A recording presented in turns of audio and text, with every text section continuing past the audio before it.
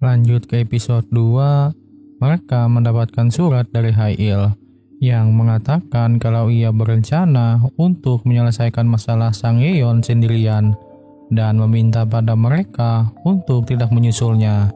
Detektif Gu yang membaca surat itu pun sangat kesal dan mencoba untuk menghubungi Hail, namun tak ada jawaban. Kini mereka pun bingung harus melakukan apa sekarang. Detektif Gu mengatakan kalau mereka adalah rekannya Hail dan ia akan mencari tahu keberadaannya Hail. Sementara di sisi lain terlihat kalau Hail telah dijemput oleh Ko Doksong. Doksong mengatakan kalau ia sekarang telah taubat dan tidak melakukan kejahatan lagi dan mengajak Hail untuk segera pergi. Di sisi lain terlihat kalau Do Heon menemui para pengedar obat-obatan terlarang. Terungkap kalau para pengedar tersebut memiliki nama julukannya masing-masing, seperti Belut Api Busan. Kemudian Do Heon bertemu dengan bos mereka, yaitu Bos Park. Bos Park meminta maaf atas kejadian yang terjadi di Seoul. Namun Do Heon tidak mempedulikan akan hal itu, karena tujuan Do Heon hanya ingin mengetahui siapa dalang di balik penangkapan jaringan narkoba di Seoul, dan menanyakan apakah bos besar mereka sudah mengetahui masalah tersebut. Bos Park mengatakan kalau bos besar mereka tidak mengetahuinya. Kemudian Bos Park memberikan sejumlah uang pada Do Heon atas bantuannya selama ini karena telah melindungi mereka dari para polisi. Namun Do Heon menolaknya dan meminta kalau mereka hanya perlu mengikuti semua perkataannya saja. Bos Park kemudian mengatakan kalau bos besar mereka akan segera tiba di Korea setelah melakukan pengedaran besar-besaran di Asia Tenggara. Sementara di sisi lain terlihat kalau Hail sedang makan bersama dengan Doksung. Pada saat itu Doksung dihubungi oleh detektif Gu dan Hail menyuruhnya untuk tidak memberitahukan kalau ia ada di Busan. Namun detektif Gu mengetahui kalau Doksung sedang berbohong. Setelah itu, Hail pergi ke sekolah teologi untuk mengajar di sana. Setelah Hail memasuki sekolah tersebut, ia bertemu dengan dekan yang bernama Lee Wong Suk. Terlihat kalau dekan Lee merupakan seorang yang taat akan peraturan agama.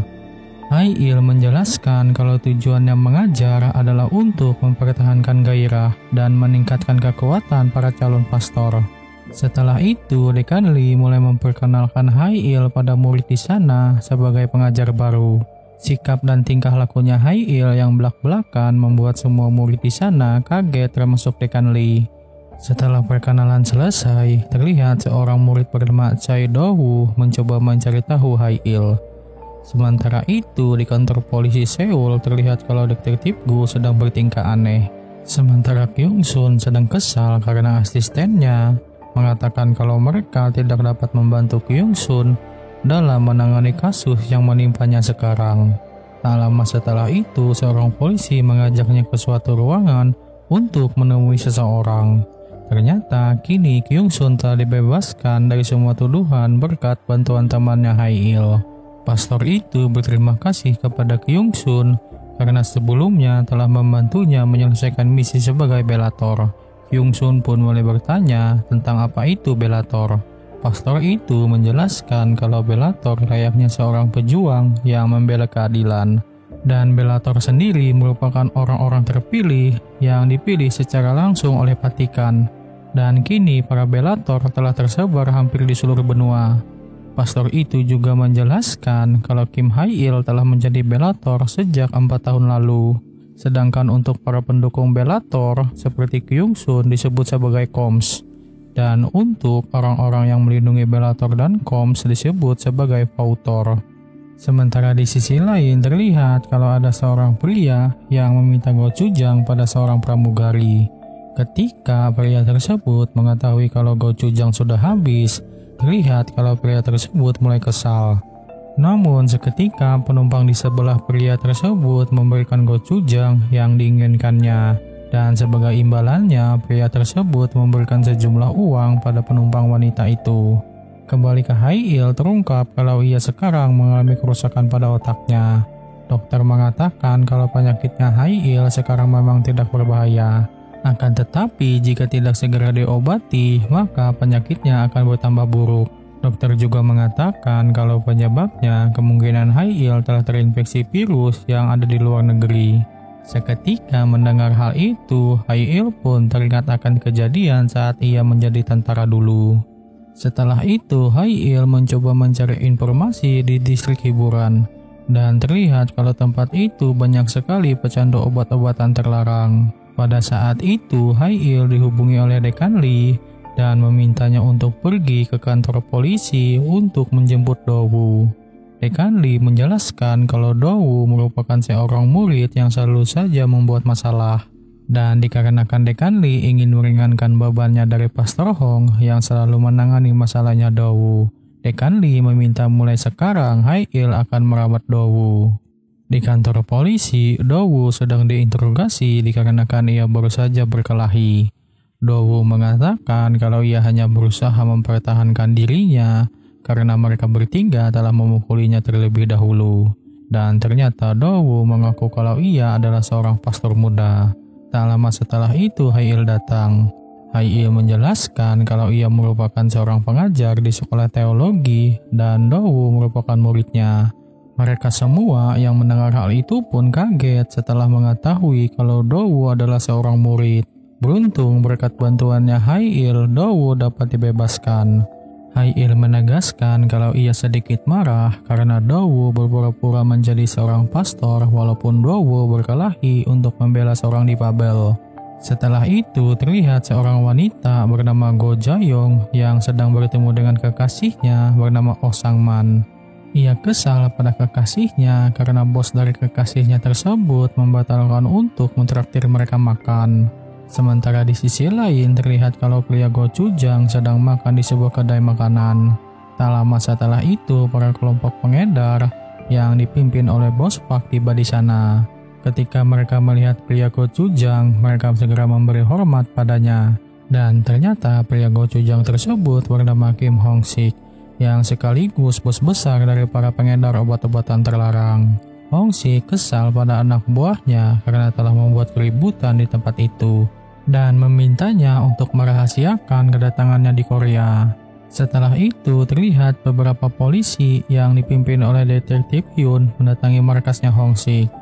Terlihat kalau para polisi tersebut bertindak arogan dan tujuan mereka ke sana adalah untuk menaikkan pajak perlindungan sebesar 20%. Hong Sik yang mendengar hal itu pun mulai kesal. Seketika itu Hong Sik menyuruh anak buahnya untuk menunjukkan sesuatu dan ternyata terdapat banyak jasad manusia yang telah dibekukan di dalam balok es. Para polisi yang melihat itu pun sangat kaget. Hong Sik mengatakan kalau seperti inilah orang-orang yang berani melawan mereka. Namun salah satu polisi di sana harus tewas di tangannya Hong Sik karena ia telah membuatnya kesal. Para polisi yang melihat itu pun mulai ketakutan dan memohon ampun pada Hong Sik. Keesokan harinya terlihat kalau Dekan Lee kaget setelah mengetahui kalau Haiil mengajarkan taekwondo sambil memutarkan musik yang sangat kencang.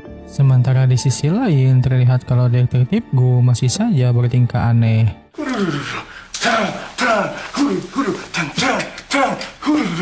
Setelah itu, kepala polisi memberikan cuti pada detektif Gu karena ia sekarang khawatir dengan kondisinya detektif Gu. Setelah itu, terlihat kalau Songsak sedang menemui Yohan dan seketika itu mereka semua mendapatkan pesan dari detektif Gu yang mengatakan kalau ia akan segera pergi untuk membantu Haiil dan meminta pada yang lainnya untuk menjaga Sang Yeon. Mereka yang membaca pesan itu mulai kesal. Sementara di sisi lain, Haiil dihubungi oleh Kyung Sun. Kyung Sun kaget ketika mengetahui kalau Haiil sekarang sedang mengajar di Busan. Karena menurutnya Haiil sangat tidak cocok untuk menjadi seorang guru karena ia takut Haiil yang merupakan seorang pemarah nantinya akan menghajar muridnya sendiri. Keesokan harinya Haiil bertemu dengan Doksung. Doksung mengatakan kalau ia belum mengetahui identitas sebenarnya dari Blood Api Busan. Akan tetapi ia mengetahui kalau ada seseorang yang mengenal Blood Api Busan. Orang itu bernama Ko Dong-geon yang merupakan seorang rentenir dan sekaligus pengelola beberapa bar di distrik hiburan. Malamnya, kini mereka pergi ke distrik hiburan untuk menemui Donggaeon. Setelah Hail memasuki tempat itu, ia dihadang oleh anak buahnya Donggaeon. Namun dengan kemampuan yang dimiliki oleh Hail, ia dapat dengan mudahnya mengalahkan mereka semua. Setelah menghajar Donggaeon, Hail mengikatnya dan menaruhnya di bak mandi yang berisikan es batu. Hail menanyakan di mana belut api Busan sekarang. Donggaeon mengaku kalau ia tidak mengetahui siapa belut api Busan. Mendengar hal itu, Hail pun menambahkan es batu ke dalam bak mandi. Seketika setelah itu, Donggaeon mengatakan kalau ia hanya pernah bertemu dengannya sekali. Hail menyuruh Donggaeon menghubungi belut api Busan untuk menanyakan di mana lokasinya sekarang. Setelah Hail mengetahui lokasinya, Hail pun segera pergi. Namun sebelum Hail pergi menemui belut api Busan, ia kaget dengan kedatangan detektif Gu. Detektif Gu menjelaskan kalau ia telah mengetahui semuanya melalui ponselnya Doksung dulu yang pernah ia sita. Dan ternyata Doksung hanya menggunakan satu nomor ponsel saja yang sudah ia gunakan sejak dulu. Dan detektif Gu juga menjelaskan kalau ia telah berpura-pura sakit dan bertingkah aneh untuk mendapatkan cuti panjang.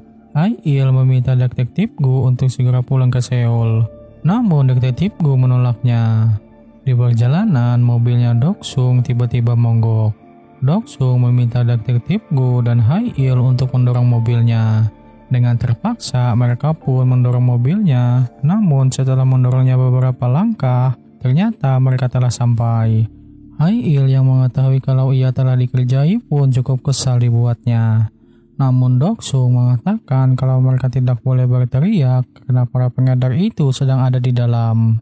Setelah mengetahui itu, detektif Gu dan Hail pun segera masuk ke dalam. Di tengah pembicaraan, tiba-tiba detektif Gu berlari dan langsung menghajar mereka semua.